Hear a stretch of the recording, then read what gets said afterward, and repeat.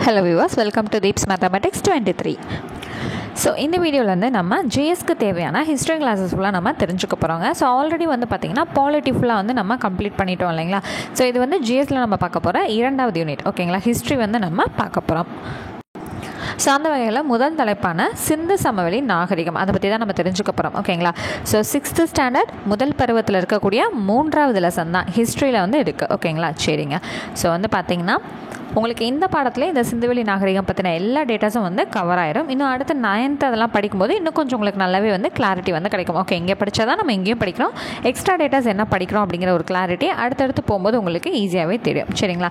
சரிங்க. இப்போ ஃபஸ்ட்டு வந்து இந்த காலக்கோடு வந்து பார்த்திங்கன்னா தெரியும். ஸோ சிந்துவெளி நாகரிகத்துக்கும் முன்னோடி வந்து என்னென்னு பார்த்தீங்கன்னா மெசபடோமியா நாகரிகம்ங்கிறது ஓகேங்களா. அது வந்து கிமு 3500 2000 வரைக்கும் இருந்திருக்கு. சிந்து நாகரிகம் வந்து கிமு 3300 1900 வரை இருந்திருக்கு. அதுக்கடுத்து எகிப்து வரும், அதுக்கப்புறம் சீன நாகரிகம் வந்து வரும் ஓகேங்களா. சரிங்க. சரி, தொடக்க காலத்தில் மனிதர்கள் வந்து மொத்தமாக எப்படிங்க ஒரு குழுவாக வந்து வாழ்ந்திருக்காங்க. சரிங்களா.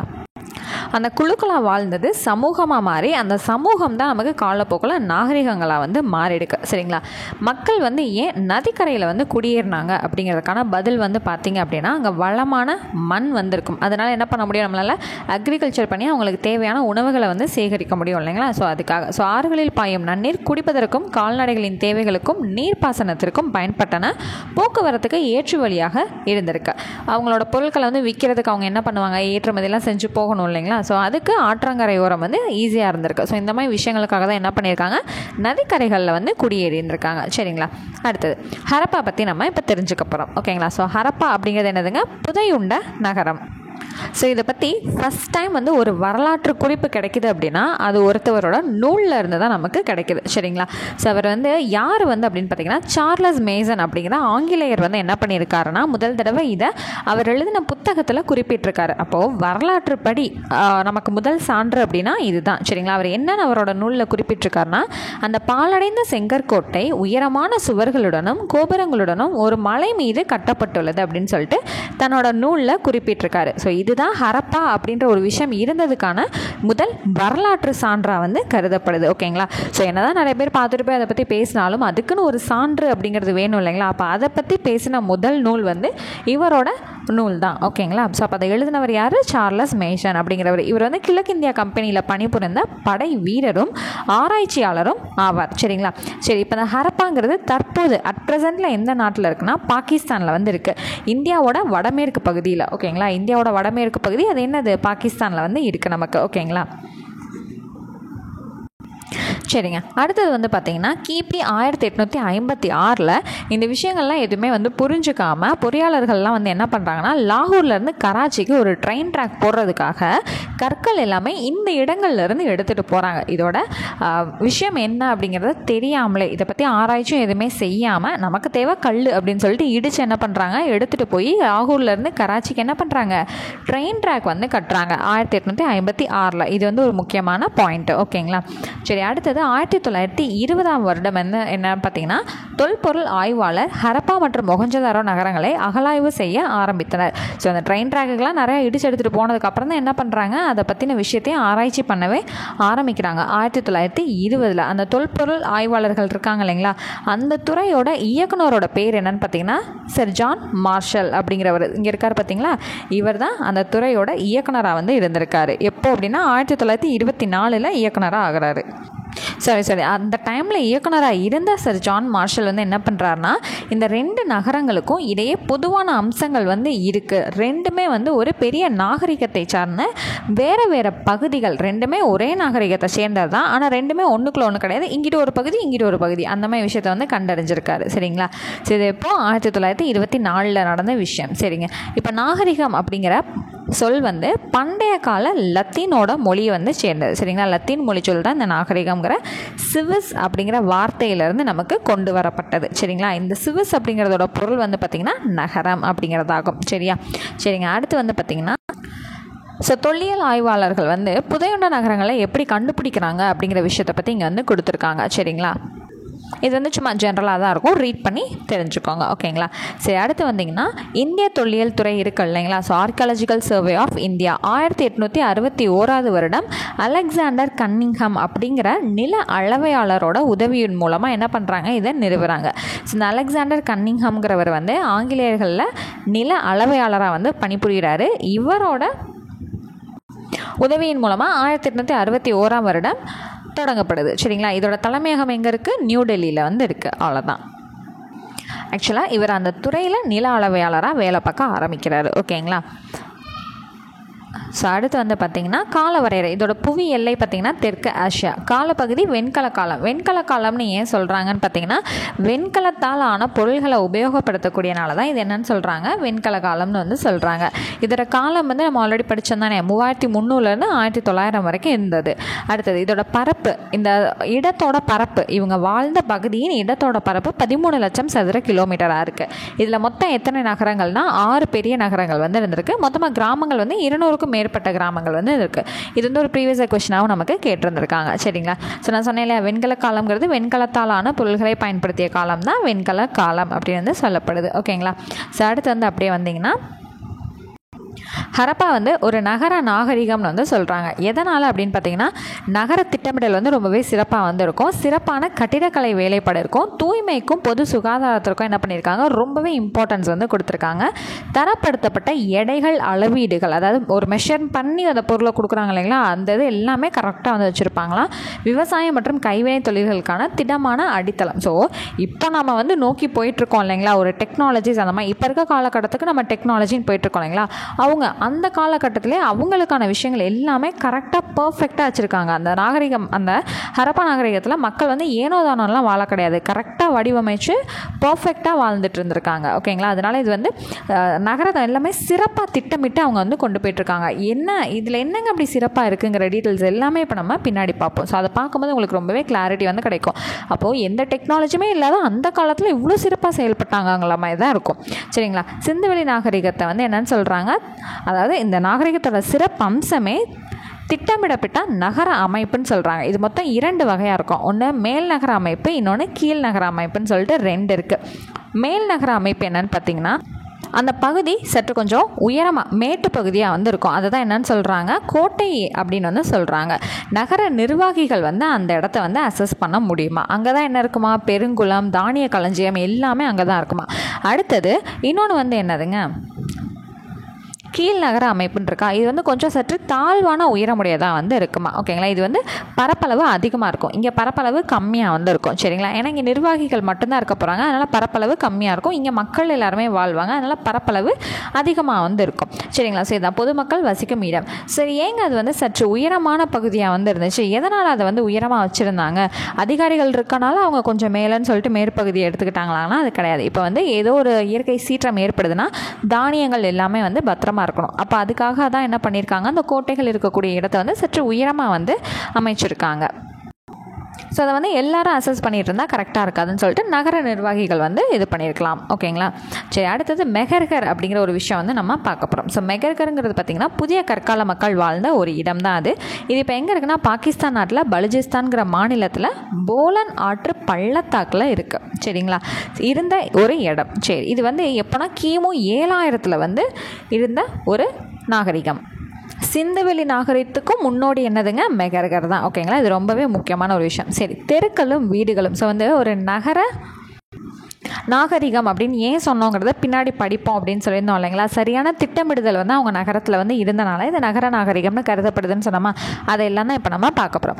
ஸோ அவங்க தெருக்கள், வீடுகள் எல்லாமே ப்ராப்பராக வந்து கட்டியிருக்காங்க. இப்போ நம்ம இதிலலாம் பார்த்திங்கன்னா இங்கே 2 வீடு இருக்கும், இங்கே வீடு இருக்காது. ஆப்போசிட்டில் வந்து பார்த்திங்கன்னா சில இடம் எம்டியாக இருக்கும், சில வீடு இருக்கும். அந்த மாதிரி வந்து நிறையா வந்து கச்சமச்சா இருக்கும். ஆனால் அவங்க அதெல்லாம் அப்படிலாம் கிடையாதுங்க. ஸோ தெரு கூட கரெக்டாக தான் இது பண்ணியிருக்காங்க. ஒரு வீட்டுக்கு முன்னாடியுமே வந்து குப்பை தொட்டிக்காக வந்து ஒரு விஷயம் வந்து அமைச்சிருந்துருக்காங்க. ஸோ கரெக்டாக பார்த்திங்கன்னா அவங்களோட தெருக்கள்லாம் இப்படி வளைந்த முனைகளாக தான் வந்து இருக்குமா, இப்படி தான் வந்து இருக்குமா கரெக்டாக. ஓகேங்களா? ஸோ அதெல்லாம் தான் வந்து ஜென்ரலான விஷயங்களாக வந்து கொடுத்துருக்காங்க. ஒரு வீட்லேயுமே வந்து பார்த்திங்கன்னா நிறைய அறைகள், ஒரு கிணறு எல்லாமே இருந்திருக்காங்க. மாடி வீடு முதற்கொண்டு எல்லாமே வந்து அங்கே இடம் பெற்றிருக்கு அப்படின்னு வந்து சொல்கிறாங்க. எல்லா வீட்லையுமே வந்து பார்த்திங்கன்னா பாத்ரூம் வந்து இருந்திருக்கு அப்படின்னு வந்து சொல்கிறாங்க. கழிவறையும் இருந்திருக்கு, குளியல் அறையும் இருந்திருக்கு. ஸோ அங்கே தண்ணீர் வந்து வெளியே போகிறதுக்கான ஓட்டையெல்லாம் இப்போ நம்ம வந்து அமைச்சிருக்கோம் இல்லைங்களா, அது எல்லாமே அவங்க அப்பயே பயன்படுத்தியிருக்காங்க. அதுலேயும் அவங்களோட ட்ரைனேஜ் சிஸ்டம் பார்த்திங்கன்னா பர்ஃபெக்டாக இருக்கிறதா வந்து சொல்லியிருக்காங்க. ஸோ இங்கே வந்து பார்த்திங்கன்னா கீழே இருக்கும் கரெக்டாக வந்து அதுக்கான வழிகள் எல்லாமே திடக்கழிவுகள் எல்லாமே உள்ளே ஸ்டே ஆகிட்டு அந்த வெறும் தண்ணி மட்டும் வெளியே வர மாதிரி வடிவமைச்சு அதுக்கும் வந்து சற்று தாழ்வாக இப்போ வந்து இப்படி ஸ்ட்ரெயிட்டாக போச்சுன்னா தண்ணி போகிறது கஷ்டம். ஸோ கொஞ்சம் சற்று தாழ்வு அப்படி வந்துச்சு அப்படின்னா தண்ணி ஈஸியாக ஓடிடும். அந்த மாதிரி எல்லாமே வந்து அமைச்சிருக்காங்க. அதுக்கப்புறம் வந்து பார்த்திங்கன்னா தூய்மையாக வந்து இருக்கணும், பூச்சிகள்லாம் வரக்கூடாது அப்படிங்கிறதுக்காக என்ன பண்ணியிருக்காங்க, கரெக்டாக அதை வந்து ஸ்லைடு மாதிரி போட்டு மூடியும் வச்சு தந்திருக்காங்க. ஸோ இந்த மாதிரி பார்க்கும்போது ஒரு திட்டமிடல் எவ்வளோ அழகாக திட்டமிட்டு பண்ணியிருக்காங்க பார்த்தீங்களா.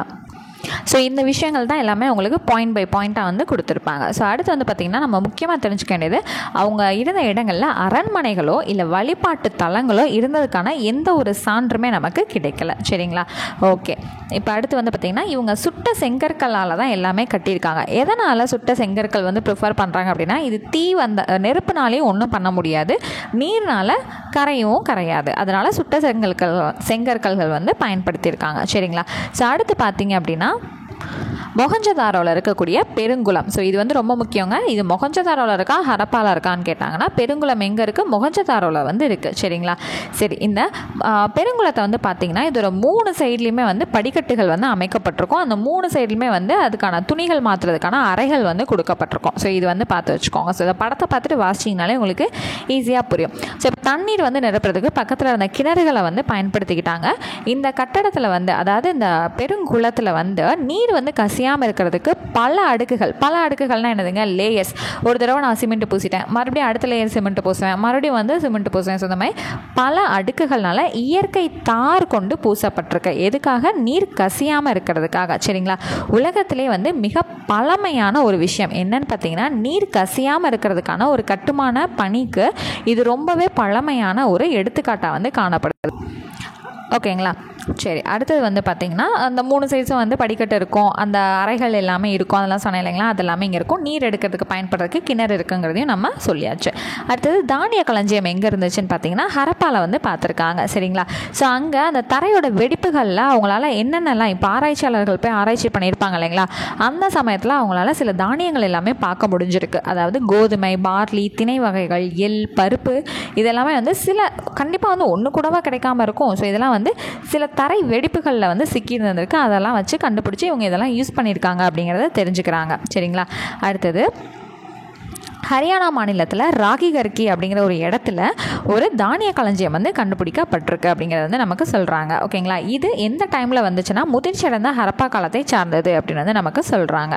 அடுத்தது மாபெரும் கட்டடங்கள் வந்து இருக்குது. மொஹஞ்சதாரோவில் பெருங்குளம் பற்றி நம்ம பார்த்தோம். இப்போ இன்னொரு கட்டடம் என்ன பார்க்க போகிறோன்னா பொதுக்கூட்டம் நடக்கிறதுக்கான ஒரு கட்டடம் வந்து அங்கே இருந்திருக்குங்க. சரிங்களா. ஸோ கூட்ட அரங்கு.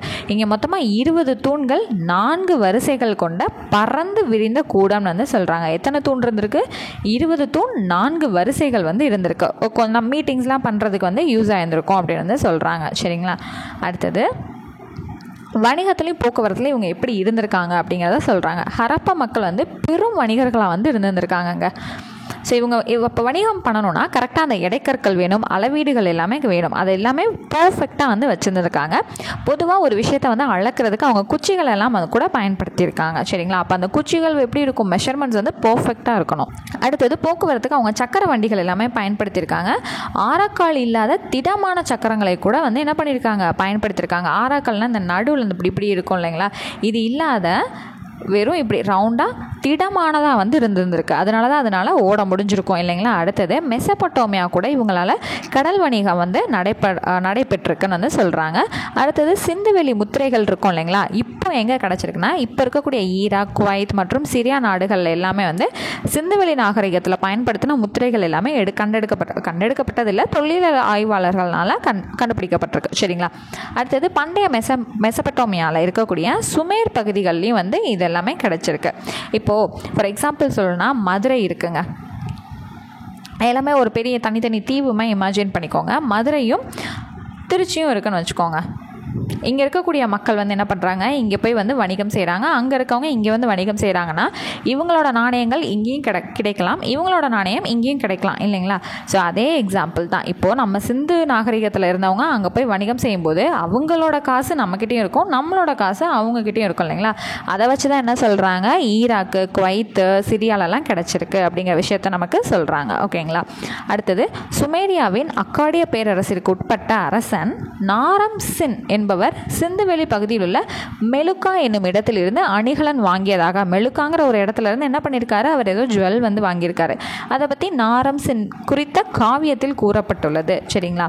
ஓகே, அவரை பற்றி சொல்லக்கூடிய காவியத்தில் இந்த மாதிரி நான் வந்து சிந்துவெளி நகரத்துக்கு உட்பட்ட மெலுக்காங்கிற இடத்துல ஒரு அணிகலன் வந்து வாங்கினேன் அப்படிங்கிற விஷயத்த குறிப்பிட்டிருக்காங்க. சரிங்களா. ஸோ போக்குவரத்து காளைகளை வந்து பயன்படுத்தியிருக்காங்க. அடுத்தது பாரசீக வளைகுடா மற்றும் மெசபெட்டோமியாவில்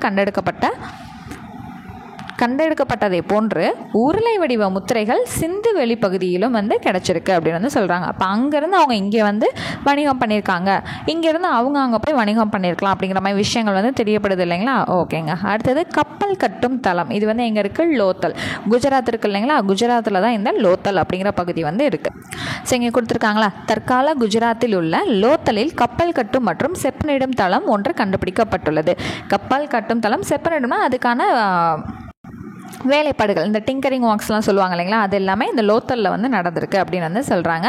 ஸோ இதனால் என்ன பண்ணுது, கடல் வணிகத்தை வந்து இந்த லோத்தல் துறைமுகம் மூலமாக நம்மளால் உறுதிப்படுத்த முடியுது அப்படின்னு வந்து சொல்கிறாங்க. இந்த லோத்தல் அப்படிங்கிறது பார்த்திங்கன்னா குஜராத்தில் சபர்மதி அப்படிங்கிற ஆறோட துணை ஆற்றின் கரையில் வந்து நமக்கு அமைந்திருக்கு அப்படின்னு வந்து சொல்கிறாங்க. அடுத்தது மொஹஞ்சதாரோவில் ஒரு தலைவரோட சிலை வந்து கண்டெடுத்திருக்காங்க. ஓகேங்களா. ஸோ அது வந்து பார்த்திங்கன்னா ஒரு ஆண் சிலை, இது வந்து ஒரு கட்டடத்துலேருந்து எடுக்கப்பட்டிருக்கு. ஓகேங்களா. ஸோ இது வந்து எங்கே, மொஹஞ்சதாரோவில். அதோட நெற்றியில் வந்து பார்த்திங்கன்னா தலைப்பட்டை, இந்த பார்த்திங்கனாலே தெரியுதா, ஒரு தலைப்பட்டை வந்து கட்டி விட்டுருக்காங்க. இது வந்து ஆக்சுவலாக ஒரு சிலைங்க, அவங்க இதை எந்த மாதிரி வந்து வடிவமைச்சு செஞ்சுருக்காங்கங்கிற விஷயத்தை தான் சொல்கிறாங்க. ஸோ நெத்தியில் வந்து பார்த்திங்கன்னா ஒரு தலைப்பட்டை வந்திருக்கு, வலது கையோட மேல் பகுதியில் ஒரு சிறிய அணிகலன் வந்து அழிஞ்சிருக்கு. இப்போ கையில் காப்பு போடுவாங்க இல்லைங்களா, அந்த மாதிரி. ஓகேங்களா. அடுத்தது தலைமுடியும் தாடியும் வந்து நல்லா வந்து சீவி விட்டமே அழகாக இருக்குது பார்த்தீங்களா. ஸோ கலைஞ்சிருக்க மேலே கரெக்டாக சீர்படுத்தப்பட்ட மாதிரி வந்து வடிவமைச்சிருக்காங்க. காதுகளோட இருபக்க ஓட்டைகள் வந்து இருக்கா, அதை பார்க்கும்போது தலையில் அதாவது அணிகலன் அணிஞ்சால் அது காது வரைக்கும் வர மாதிரி இருக்குது அப்படின்றத சொல்லியிருக்காங்க. அடுத்தது இடது தோலில் வந்து என்ன பண்ணியிருக்காங்கன்னா ஒரு சால்வமாய் போத்திருக்கான், அதில் வந்து பூக்கள், வளையங்கள் எல்லாமே டிசைன்ஸ் வந்திருக்கான். இந்த மாதிரி டிசைன்ஸை அந்த பகுதியில் இப்போவும் வந்து பயன்படுத்திட்டு இருக்கிறதா வந்து சொல்கிறாங்க. அது வந்து சொல்லப்போனால் ஸ்ட்ரெயிட்டாக சொல்லணும்னா ஆப்கானிஸ்தான் அந்த மாதிரி பகுதிகளில், பாகிஸ்தான் அந்த பார்டரில் எல்லாமே யூஸ் பண்ணுற மாதிரி இருக்குன்னு வந்து சொல்லியிருக்காங்க. ஸோ இங்கே சொல்லுங்க, அடுத்தடுத்த கிளாஸில் நம்ம பார்ப்போம். ஓகேங்களா. அடுத்தது தொழில்நுட்பம். ஸோ அவங்களோட எடைக்கற்கள்லாம் இருக்குது இல்லைங்களா, அதுதான் இதை கொடுத்துருக்காங்க. ஓகேங்களா. ஸோ தரப்படுத்தப்பட்ட எடைகள் மற்றும் அளவீடுகள். ஸோ இதை பார்த்தீங்கனாலே தெரியும் உங்களுக்கு, கரெக்டாக பர்ஃபெக்டாக இருக்குது இல்லைங்களா. ஸோ இதுதான் அது. அடுத்தது வந்து பார்த்திங்கன்னா குஜராத் மாநிலத்தில் லோத்தலில் வந்து என்னென்னா கண்டுபிடிச்சிருக்காங்க, என்ன விஷயம் கண்டுபிடிச்சிருக்காங்கன்னா தந்தத்தில் செய்யப்பட்ட அளவுகோல். இப்போ நம்ம பார்த்திங்கன்னா நம்ம பிளாஸ்டிக்கில் ஸ்கேல் வச்சுருக்கோம் இல்லைங்களா, அந்த மாதிரி அவங்க தந்தத்தில் செய்யப்பட்ட கோல், அதோட அளவே ஒரு 1704 மில்லிமீட்டர் தான் இருக்குமா. சின்ன அளவுகளை வந்து அளவிடுறதுக்கு பயன்படுத்தியிருக்காங்க அப்படிங்கிறது தெரியப்படுது. சரி, மனிதர்களால் முதலில் கண்டுபிடிக்கப்பட்டு மற்றும் பயன்படுத்தப்பட்ட உலோகம் என்னன்னு பார்த்தீங்கன்னா செம்பு. ஓகேங்களா. அடுத்தது மொஹஞ்சதாரோவில் ஒரு நடனமாது அப்படிங்கிற ஒரு சிலை வந்து கண்டுபிடிக்கப்பட்டிருக்கு. என்னென்னு பார்த்தீங்கன்னா வெண்கலத்தால் வந்து செய்யப்பட்ட ஒரு சிலை. இது வந்து ஒரு டான்ஸ் ஆடுற பொண்ணு மாதிரி. ஓகேங்களா. ஸோ இது வந்து நடனமாது. இந்த சிலையை பார்த்து வந்து சர் ஜான் மார்சல், ஸோ இதை யார் பார்த்துருக்காரு, சர் ஜான் மார்சல் வந்து இதை பார்த்துட்டு என்ன சொல்கிறாருன்னா, ஃபஸ்ட்டு வந்து இது வரலாற்றுக்கு முந்தைய காலத்தில் உருவாக்கப்பட்டதுன்னே நம்ப முடியலை அப்படிங்கிறத சொல்கிறாரு. ஏன் அப்படின்னு பார்த்தீங்கன்னா இது கிரேக்க காலத்துக்கு அப்புறம் தான் இந்த மாதிரி சிலைகள்லாம் நிறையா வந்து இருந்திருக்கு. அப்போ இது அதுக்கு முன்னாடியே வந்துச்சுங்கிற ஒரு விஷயத்தை நம்பப்படவே முடியலை. ஆனால் இது அந்த காலத்தை சேர்ந்தது தான் அப்படின்னும் சொல்லியிருக்காங்க. சரிங்களா. சரி, இது வந்து 3000 ஆண்டுகளுக்கு முற்பட்டதாக இருக்கலாம் அப்படின்னும் அவர் வந்து சொல்லியிருக்காரு. இச்சிலைகள் அக்காலகட்டத்துக்கு உரியதாகவே இருந்தன. ஸோ ஸ்டார்டிங்கில் இது அந்த நாகரிகத்தை சேர்ந்ததாக இருக்க முடியாது அப்படிங்கிற மாதிரி தான் அவங்க நினச்சிருக்காங்க. பட் இது வந்து ஹரப்பா மொஹஞ்சதாரோவை வந்து சேர்ந்தது தான், சிந்து வெளியை சேர்ந்தது தான் அப்படின்னு வந்து சொல்கிறாங்க. இதில் நமக்கு என்ன முக்கியம்னு பார்த்தீங்கன்னா மொஹஞ்சதாரோவை சேர்ந்தது தான் இந்த நடனமாதுங்கிறது. இது வந்து வெண்கலத்தால் ஆன சிலை அப்படிங்கிறத நம்ம தெரிஞ்சு வச்சுக்கணும். சரிங்களா. அடுத்தது கேவிடி அப்படிங்கிறது என்னென்னு பார்த்தீங்கன்னா கொர்க்கை, வஞ்சி, தொண்டி. ஸோ இதெல்லாம் என்னென்னு பார்த்தீங்கன்னா இது எல்லாமே தமிழ்நாட்டிலோட இருக்கக்கூடிய சங்ககால பெயர்கள் இல்லைங்களா. ஸோ இதெல்லாம் இன்றளவும் பாகிஸ்தான், ஆப்கானிஸ்தான் பகுதிகளில் ஆறுகளாகவும் இடத்தினுடைய பெயர்களாகவும் வந்து இருக்கப்படுது. சரிங்களா? ஸோ இப்போ இங்கே வந்து பார்த்திங்கன்னா பாகிஸ்தானில் இன்றும் கொர்க்கை, வஞ்சி, தொண்டி, மத்ரை, உரை, கூடல்கர் என்ற பெயர் கொண்ட இடங்கள் வந்து இருக்குது. கொர்க்கை, பூம்புகார் போன்ற சங்ககால நகரங்கள் மற்றும் துறைமுகங்களின் பெயர்களுடன் உள்ள இடங்கள் ஆப்கானிஸ்தானில் உள்ளன. ஆப்கானிஸ்தானில் உள்ள ஆறுகள் வந்து காவிரி, பொருணஸ் மற்றும் பாகிஸ்தானில் உள்ள ஆறுகள் வந்து காவிரி, வாலா அப்படின்னு வந்து, அதுக்கப்புறம் இன்னொன்று வந்து பார்த்திங்கன்னா பொருணை. இது எல்லாமே அப்படியே வந்து அழைச்சிட்ருக்காங்களா. ஸோ ஸ்ட்ரெயிட்டாக நம்மளோட தமிழ் சொற்களை வந்து முழுமையாக வந்து பிரதிபலிக்குது அப்படின்னு வந்து சொல்கிறாங்க. ஓகேங்களா? சரி, அவ்வளோதான். மேக்ஸிமம் நீங்கள் வந்து பார்த்திங்கன்னா பாகிஸ்தான், ஆப்கானிஸ்தான் அவ்வளோதான். இது ரெண்டு மட்டும்தான் நமக்கு ரிலேட்டடாகி வந்துட்டுருக்கு. ஏன்னா நம்மளோட அந்த ஏரியா வந்து அதை சார்ந்தது தான் இல்லைங்களா? ஸோ இப்போ நம்ம இந்தியா வந்து இங்கே இருக்குங்க. இதோட வடமேற்கு பகுதியில் தான் இந்த ரீஜன்ஸ் வந்து இருக்குன்றாங்க. அப்போ நமக்கு பாகிஸ்தானில் தான் இப்போ இந்த பிளேஸ் வந்து இருக்குது. முன்னாடி வந்து என்னதான் இந்தியாவோட இருந்தாலும் இப்போ பாகிஸ்தான் பிரிஞ்சதுக்கப்புறம் அந்த ஏரியாஸில் இப்போ எங்கே போயிடுச்சு? பாகிஸ்தான். இப்போ பாகிஸ்தானுக்கும் இந்தியாவுக்கும் பக்கத்தில் என்ன இருக்குது? ஆப்கானிஸ்தான். அப்போ இந்த பகுதிகளை சுற்றி இது இருக்கிறனால தான் நமக்கு சுற்றி சுற்றி என்ன வருது? இந்தியா, பாகிஸ்தான், ஆப்கானிஸ்தான். இது மட்டும்தான் நமக்கு வந்துகிட்டு இருக்கு. ஓகேங்களா? ஸோ இப்போ டீட்டெயில்டாக புரிஞ்சிருச்சுங்களா? வேறு நகரங்கள் எதுவுமே, அதாவது வேறு கண்ட்ரிஸ் எதுவுமே இதில் இன்வால்வ் ஆகலைங்கிறது உங்களுக்கு இப்போ புரிஞ்சிருக்கும். ஸோ அடுத்து வந்து பார்த்திங்கன்னா பழங்கால எழுத்துக்களை வந்து படித்து தெரிஞ்சுக்கிறது மூலமாக அவங்க எப்படி வாழ்ந்தாங்க, அவங்க என்ன சொல்லி வச்சுருக்காங்கங்கிற விஷயங்கள் வந்து நம்மளால் தெரிஞ்சுக்க முடியும். ஆனால் இப்போ வரைக்கும் நம்மளால் சிந்துவெளி எழுத்துக்களை படித்து புரிஞ்சுக்க முடியலை அப்படிங்கிறத சொல்கிறாங்க. ஸோ அவங்க பயன்படுத்தின பொருட்கள், இந்த காலத்தை கணிக்கிற மிஷின், இந்த மாதிரி விஷயங்களை வச்சு தான் நம்மளாம் வந்து கணிச்சிக்க வேண்டியதாக இருக்குது. அவங்களோட எழுத்துக்களை படிக்க முடியலை அப்படிங்கிறத சொல்கிறாங்க. ஸோ உடை வந்து எப்படி அணிஞ்சிருந்தாங்கன்னா பொதுவாக பருத்தி ஆடைகளை வந்து பயன்பாட்டில் வந்து வச்சுருந்துருக்காங்க. கம்பளி ஆடைகளையும் வந்து பயன்படுத்தியிருக்காங்க. சரிங்களா? அவங்க வந்து இந்த நூற்கிறதுக்காக, அதாவது நூற்கிறதுக்கு அப்படின்னு பார்த்தீங்கன்னா நூலை சுற்றி வைக்கிறதுக்கு, ட்ரெஸ்ஸு செய்கிறதுக்கு, இந்த மாதிரி விஷயங்களுக்கு எல்லாமே வந்து சுழலச்சுகள் எல்லாமே அவங்க பயன்படுத்தியிருக்காங்க.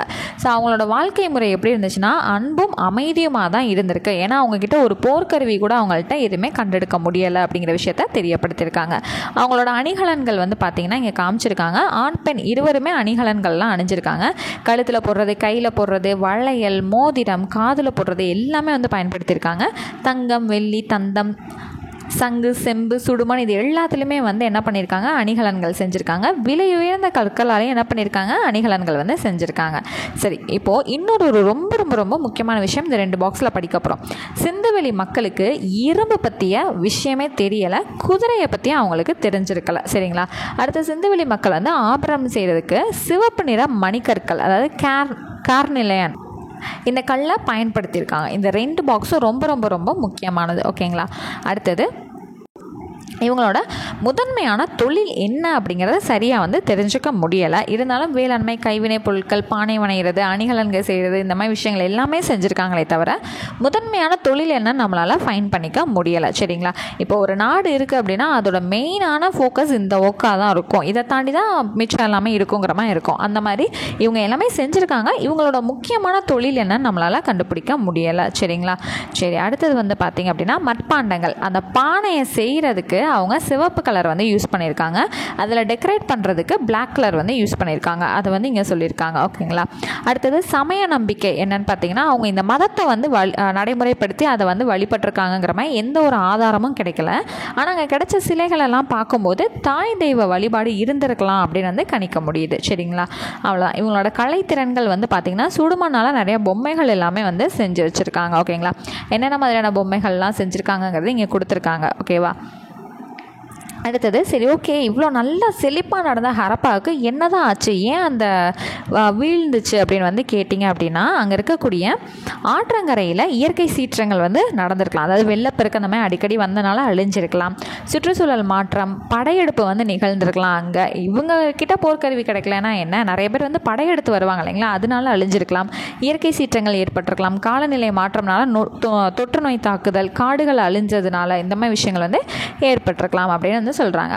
சரி, அடுத்து இன்னொரு முக்கியமான பாக்ஸ் கண்டென்ட் என்ன பார்க்க போகிறோன்னா முதல் எழுத்து வடிவம் யாரால் உருவாக்கப்பட்டது அப்படின்னா சுமேரியர்களால் உருவாக்கப்பட்டது. ஓகேங்களா?